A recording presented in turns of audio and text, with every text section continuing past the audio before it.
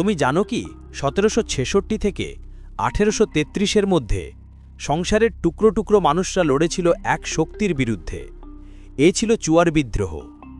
এটি হয়েছিল জঙ্গলমহল, বর্তমান পশ্চিমবঙ্গের মিদনাপুর, বাঁকুড়া এবং পার্শ্ববর্তী মানভূমি অঞ্চলে। বিদ্রোহের সময়কাল বিস্তৃত।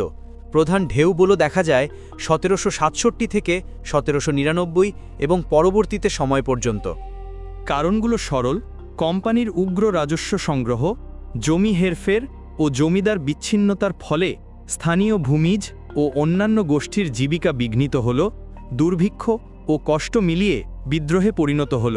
এই বিদ্রোহে ছিলেন স্থানীয় জমিদার, আধা রাজা ও বীরবর্গ, জগন্নাথ সিং, রানী শিরোমণি, দুর্জন সিং, গঙ্গা নারায়ণ সহ অনেকে নেতৃত্ব দেন।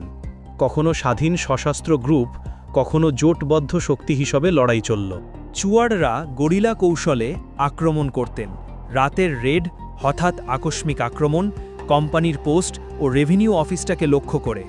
কারনগরে রানী শিরোমণির নেতৃত্ব, রায়পুর ও প্যাঞ্চেটে দুর্জন সিংয়ের সঙ্গীতা ছিল কুখ্যাত। ইস্ট ইন্ডিয়া কোম্পানি পদক্ষেপ নেয়, আর্মি পাঠায়, স্থানীয় রাজা জমিদারদের সক্ষমতা কেড়ে নেয়, গ্রেফতার ও প্রকাশ্য শাস্তি পরিচালিত হয়। বহু নেতা কিংবা গ্রুপকে ভাঙা হয়। 1798-99 সালে বিদ্রোহ তীব্র হয়।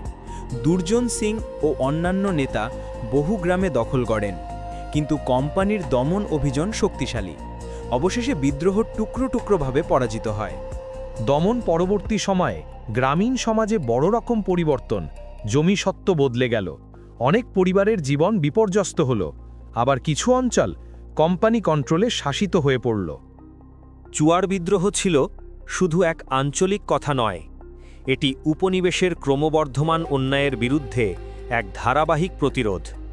ভবিষ্যৎ দেশের মুক্তি সংগ্রামের ভিত তৈরি করে। আরও অনুরাগী ইতিহাস জানতে লাইক করো, সাবস্ক্রাইব করো জিওভার্স শর্টসে। আমরা আনব আরও অজানা কাহিনী।